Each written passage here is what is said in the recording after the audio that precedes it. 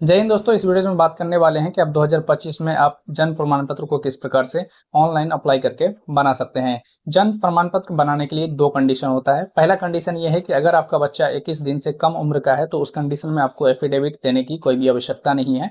लेकिन अगर आपका बच्चे का उम्र जो है 21 दिन से अधिक हो गया है तो आपको इस कंडीशन में जो है एसडीएम कोर्ट से एफिडेविट बनवाना होगा।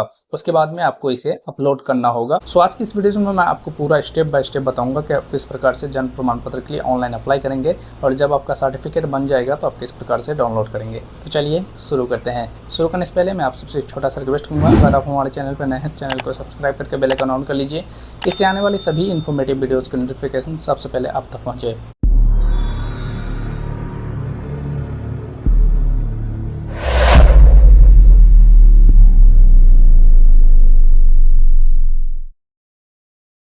जन्म प्रमाण पत्र को बनाने के लिए आपको इस पोर्टल पे आना होगा। इसका लिंक हमने वीडियो के डिस्क्रिप्शन बॉक्स में डाल दिया है।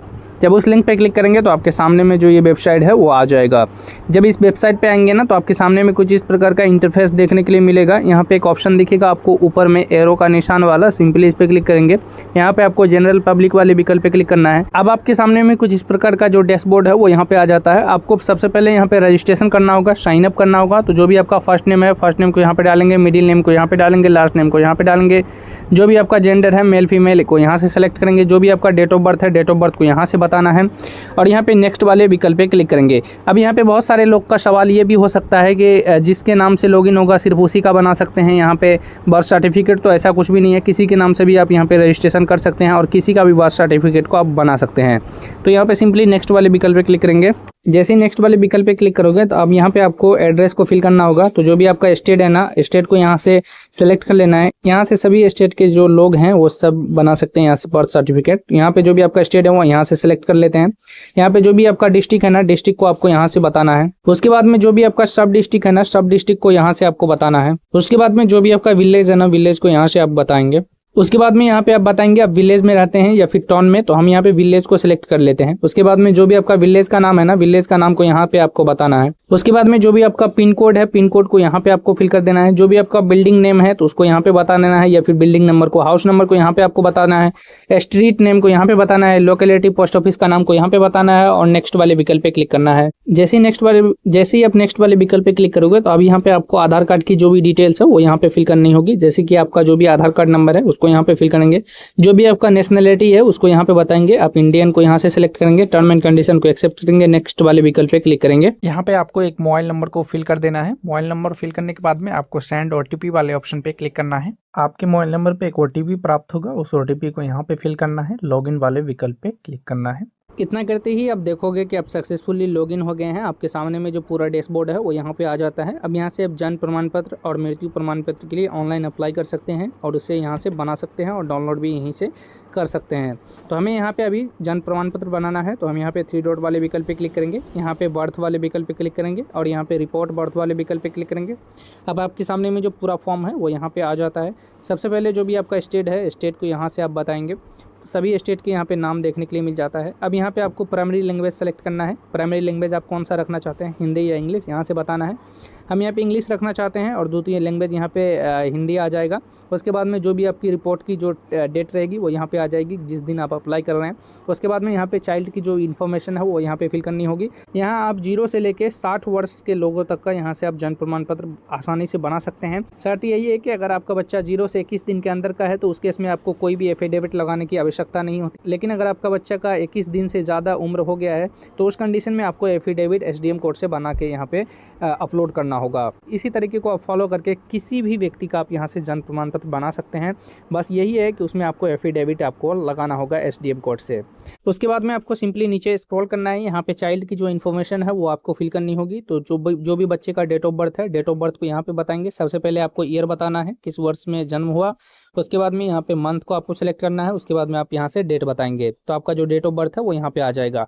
उसके बाद में आपको डेट ऑफ बर्थ को कंफर्म करना है तो यहाँ पे कैलेंडर वाले विकल्प पे क्लिक करना है। फिर से आपको यहाँ पे ईयर को सेलेक्ट करना है और यहाँ पे मंथ को बताना है। यहाँ से आपको डेट को बताना है तो आपका जो डेट ऑफ बर्थ है वो यहाँ पे आ जाएगा। उसके बाद में यहाँ पे आप टाइम ऑफ बर्थ बताएंगे कि बच्चे का जिस समय जन्म हुआ उस समय कितना टाइम और कितना सेकेंड हो रहा था, उसको यहाँ से बताएंगे। यहाँ पे घड़ी मिल जाती है, यहाँ पे आपको बताना है। और यहाँ से AM और यहाँ पे PM को आप सेलेक्ट कर सकते हैं। उसके बाद में ओके वाले विकल्प पे क्लिक करेंगे तो यहाँ पे आ जाएगा। उसके बाद में यहाँ पे आप लिंग बताएंगे, जिसका भी आप जन्म प्रमाण पत्र बना रहे हैं वो महिला है या फिर पुरुष, यहाँ से आपको सेलेक्ट करना है। अगर बच्चे के पास आधार कार्ड है तो यहाँ पे आधार वाले विकल्प पे क्लिक करेंगे और यहाँ पे आधार को सेलेक्ट करेंगे, आधार कार्ड का नंबर डालेंगे। लेकिन अगर आधार कार्ड नहीं है तो इसको आपको सेलेक्ट नहीं करना है, ये इसको छोड़ देना है। उसके बाद में आपको नीचे स्क्रॉल करना है। यहाँ पे यदि आपने बच्चा का कोई नाम रखा हुआ है तो यहाँ पे आप नाम डालेंगे, यहाँ पे फर्स्ट नेम को डालेंगे, हिंदी में ऑटोमेटिक यहाँ पे कन्वर्ट हो जाएगा। अगर कुछ भी मिस्टेक रहेगा तो आप गूगल इन्फो टूल की मदद से आप इसे सही कर सकते हैं हिंदी में। मिडिल नेम है तो मिडिल नेम को यहाँ पे डालेंगे, हिंदी में ऑटोमेटिक कन्वर्ट हो जाएगा। यहाँ पे लास्ट नेम को डालेंगे, हिंदी में ऑटोमेटिक कन्वर्ट हो जाएगा। उसके बाद में आपको नीचे स्क्रॉल करना है, यहाँ पे आपको नाम को पुष्टि करना होगा। आपने जो भी नाम रखा हुआ तो यहाँ पे फर्स्ट नेम को यहाँ पे डालेंगे, मिडिल नेम को यहाँ पे डालेंगे और लास्ट नेम को यहाँ पे डालेंगे, तो नाम आपका जो है वो यहाँ पे कंफर्म हो जाएगा। उसके बाद में आपको नीचे स्क्रॉल करना है, यहाँ पे आपको फादर्स की इन्फॉर्मेशन फिल करनी होगी। जैसे कि आपका जो भी फादर्स है उसका फर्स्ट नेम को यहाँ पे डालेंगे, हिंदी में ऑटोमेटिक कन्वर्ट हो जाएगा। मिडिल नेम है तो मिडिल नेम को यहाँ पे डालेंगे, हिंदी में ऑटोमेटिक कन्वर्ट हो जाएगा। यहाँ पे लास्ट नेम को यहाँ पे बताना है, हिंदी में ऑटोमेटिक कन्वर्ट हो जाएगा। जो भी आपका फादर्स है उसका मोबाइल नंबर को यहाँ पे आपको फिल कर देना है, फादर्स का ईमेल आईडी को यहाँ पे फिल कर देना है, फादर्स का आधार नंबर को यहाँ पे आपको फिल कर देना है। उसके बाद में मदर्स की इन्फॉर्मेशन यहाँ पे फिल करनी होगी। मदर्स का फर्स्ट नेम को यहाँ पे डालेंगे, यहाँ पे हिंदी में ऑटोमेटिक कन्वर्ट हो जाएगा। यहाँ पे मिडिल नेम डालेंगे, हिंदी में ऑटोमेटिक कन्वर्ट हो जाएगा। यहाँ पे लास्ट नेम को डालेंगे, हिंदी में ऑटोमेटिक कन्वर्ट हो जाएगा। यहाँ पे मोबाइल नंबर मदर्स का डालेंगे और यहाँ पे मदर्स का ईमेल आईडी को डालना है और यहाँ पे आपको आधार नंबर मदर्स का डाल देना है। उसके बाद में नीचे स्क्रॉल करेंगे, यहाँ पे आप बताएंगे बच्चे के जन्म के समय माता पिता का जो पता है वो कहाँ था, इंडिया में था या इंडिया से बाहर था। अगर इंडिया में था तो ऊपर वाले विकल्प को सिलेक्ट करेंगे, अगर इंडिया से बाहर रहते थे तो यहाँ पे आपको ओवरसीज इंडिया को सेलेक्ट करना है, लेकिन हमारे केस में इंडिया को हम यहाँ पे सेलेक्ट करेंगे। उसके बाद में जो भी स्टेट में जन्म हुआ था उसको यहाँ से आप बताएंगे।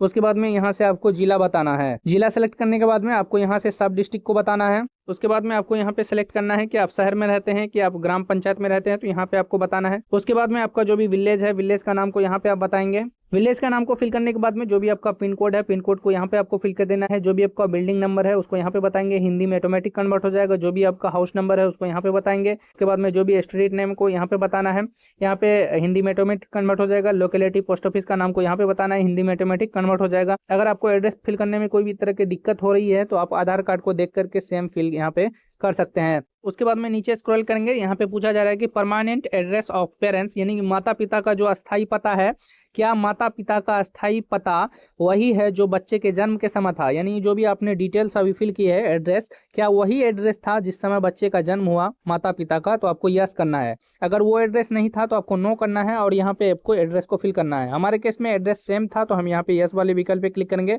उसके बाद में यहाँ पे बताएंगे प्लेस ऑफ बर्थ क्या है, यानी कि जन्म का जो स्थान है वो क्या है। बच्चा हॉस्पिटल में पैदा लिया है या फिर घर में लिया है या फिर कोई अन्य स्थान पे। हम यहाँ पे घर को सेलेक्ट करते हैं, आपको भी घर को ही सेलेक्ट करना है। अगर आप हॉस्पिटल को सेलेक्ट करेंगे तो आपका मोस्टली केस में रिजेक्ट होने का ज्यादा चांसेस रहता है। वो इसलिए कि आज के डेट में अगर बच्चा हॉस्पिटल में पैदा लेता है तो वहीं पे उसका जो जन्म प्रमाण पत्र है वो बना करके दे दिया जाता है। तो आपको हाउस को ही सेलेक्ट करना है।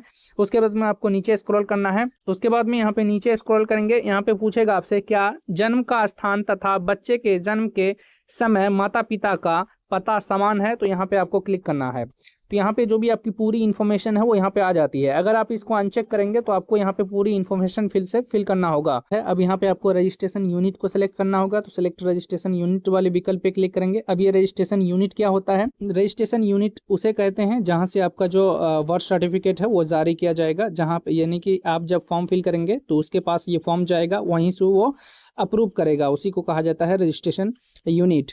तो पहले जो रजिस्ट्रेशन यूनिट था वो ब्लॉक में था, अभी ब्लॉक से हटा करके अभी हर एक पंचायत में कर दिया गया है। और आपके सब डिस्ट्रिक्ट में जो हॉस्पिटल होते हैं वहाँ पे भी रजिस्ट्रेशन यूनिट है, वहाँ से भी जो बर्थ सर्टिफिकेट है वो बनाया जाता है। तो हमें यहाँ पे ग्राम पंचायत वाला जो विकल्प है इसको सेलेक्ट करना है। उसके बाद में यहाँ पे सेव एज ड्राफ्ट पे क्लिक करना है, तो आपकी जो भी डिटेल्स है वो यहाँ पे सेव हो जाएगी। उसके बाद नेक्स्ट वाले विकल्प पे क्लिक करेंगे। अब यहाँ पे जैसे ही नेक्स्ट वाले विकल्प पे क्लिक करेंगे तो आप यहाँ पे देखेंगे कि आपका जो स्टेप 1 है वो यहाँ पे कंप्लीट हो गया है। अब स्टेप 2 को आपको फॉलो करना होगा। उसके बाद में आपको नीचे स्क्रॉल करना है। अब यहाँ पे एक ऑप्शन दिखेगा बच्चे के जन्म के समय माता पिता का जो एड्रेस है उसको यहाँ पे कॉपी करें, तो इस पे टिक वाले विकल्प पे क्लिक करेंगे चेक बॉक्स पे, तो आपका जो एड्रेस है वो यहाँ पे सेम आ जाएगा। उसके बाद में यहाँ पे आपको फादर्स की जो इन्फॉर्मेशन है उसको यहाँ पे फिल करना होगा। तो यहाँ पे सबसे पहले आप फादर्स का धर्म को सिलेक्ट करेंगे। फादर का धर्म बताएंगे कि हिंदू, मुस्लिम, क्रिश्चियन, सिख, बौद्ध, जैन जो भी है यहाँ से आपको बताना है। उसके बाद में यहाँ पे फादर्स का जो एजुकेशन लेवल है वो यहाँ पे बताएंगे। तो यहाँ पे आपको एजुकेशन लेवल को है यहाँ से आपको सिलेक्ट कर लेना है। उसके बाद में फादर्स का ऑक्यूपेशन बताएंगे कि ये फादर्स जो है वो काम क्या करते हैं, उसको यहाँ से बताएंगे। उसके बाद में आपको मदर्स इन्फॉर्मेशन बताना होगा, मदर्स का यहाँ पे धर्म बताएंगे। उसके बाद में यहाँ पे मदर्स का जो एजुकेशन है वो यहाँ पे आपको सिलेक्ट कर लेना है। उसके बाद मदर्स का जो ऑक्यूपेशन है वो यहाँ पे बताएंगे। उसके बाद में आपको नीचे स्क्रॉल करना है, यहाँ पे आपको अदर्स इन्फॉर्मेशन को फिल करना होगा। तो यहाँ पे पूछा जा रहा है विवाह के समय माता की आयु कितनी थी, वो वर्षों में बताएं। यदि माता का एक से अधिक विवाह हुआ है तो पहले विवाह का उम्र बताएंगे, तो यहाँ पे आप माता का आयु बताएंगे। उसके बाद में आप यहाँ पे बताएंगे इस संतान के समय माता की जो आयु है वो कितनी है, यानी कि जब ये बच्चा पैदा हुआ उस समय माता की जो आयु है वो यहाँ पे बताएंगे। उसके बाद में यहाँ पे बताएंगे माता की इस संतान को मिलाकर पैदा हुए जीवित बच्चे की संख्या कितनी है, तो यहाँ पे आपको वो बताना है। उसके बाद में यहाँ पे आपसे पूछा जाएगा प्रभास के समय परिचारिका का प्रकार क्या था, तो यहाँ पे आप बताएंगे कि यानी कि किसके माध्यम से डिलीवरी करवाया गया था, नर्स के माध्यम से डिलीवरी करवाया गया था या फिर डॉक्टर के माध्यम से, तो यहाँ पे आप बताएंगे। हमारे केस में हम यहाँ पे अगर अन्य के माध्यम से करवाया गया तो यहाँ पे रिश्तेदार अन्य को सेलेक्ट कर लेना है। उसके बाद में मेथड ऑफ डिलीवरी बताएंगे, तो इसमें आपको स्वाभाविक को सेलेक्ट कर लेना है, नॉर्मल को। उसके बाद में नीचे स्क्रॉल करेंगे, उसके बाद में यहाँ पे जो बच्चे का वजन है वो यहाँ पे आपको बताना है। उसके बाद में यहाँ पे गर्भावस्था की अवधि सप्ताहों में बताएंगे, प्रेगनेंसी सप्ताहों में यहाँ पे आपको बताना है कि कितने सप्ताह में जो बच्चा है वो पैदा लिया है। उसके बाद में आपको नीचे स्क्रॉल करना है, यहाँ पे आपको सपोर्टिंग डॉक्यूमेंट को अपलोड करना होगा जो कि यहाँ पे जेपीजी या फिर पीएनजी या फिर पीडीएफ फॉर्मेट में होना चाहिए और 8 MB से कम होना चाहिए। यहाँ पे डॉक्यूमेंट टैब वाले विकल्प पे क्लिक करेंगे, यहाँ पे बहुत सारे विकल्प दिए गए हैं जैसे water bill, gas bill, telephone bill, government का कोई ID कार्ड है वो यहाँ पे दे सकते हैं, सेंट्रल गवर्नमेंट या स्टेट गवर्नमेंट का कोई ID कार्ड वो यहाँ पे दे सकते हैं, वोटर कार्ड आप लगा सकते हैं। ये कोई ज़रूरी नहीं है कि ये बच्चे का ही होना चाहिए, आप उनके पिता का भी यहाँ पे आप लगा सकते हैं। और यहाँ पे बैंक पासबुक भी आप लगा सकते हैं, अगर बच्चे का आधार कार्ड है तो वो भी यहाँ पे आप लगा सकते हैं। यहाँ पे मैरिज सर्टिफिकेट का यूज़ कर सकते हैं, फैमिली ID कार्ड का यहाँ पे यूज़ कर सकते हैं, आधार कार्ड का यूज़ कर सकते हैं, ड्राइविंग लाइसेंस, पासपोर्ट, बहुत सारे विकल्प हैं। इस लिस्ट में से कोई भी एक डॉक्यूमेंट आपको लगाना है।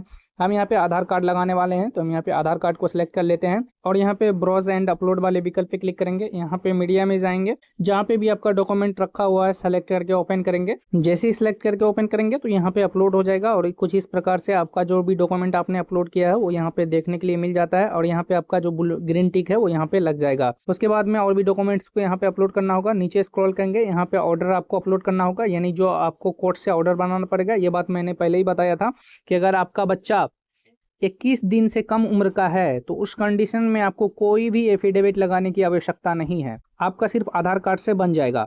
लेकिन यदि आपका बच्चे का उम्र 21 दिन से अधिक हो गया है तो उस कंडीशन में आपको एफिडेविट SDM कोर्ट से आपको बनवा के देना होगा। तो यहाँ पे आपको ब्राउज एंड अपलोड वाले विकल्प पे क्लिक करेंगे और यहाँ पे आपको मीडिया में जाना है, जहाँ पे भी आपका डॉक्यूमेंट रखा हुआ है सेलेक्ट करके ओपन करेंगे। जैसे ही सिलेक्ट करके ओपन करेंगे तो आपका डॉक्यूमेंट यहाँ पे अपलोड हो जाएगा। कुछ इस प्रकार का ऑर्डर जो है यहाँ पे अपलोड हो जाएगा। जैसे ही आप ऑर्डर को अपलोड करेंगे तो यहाँ पे ग्रीन टिक जो है वो यहाँ पे लग जाएगा।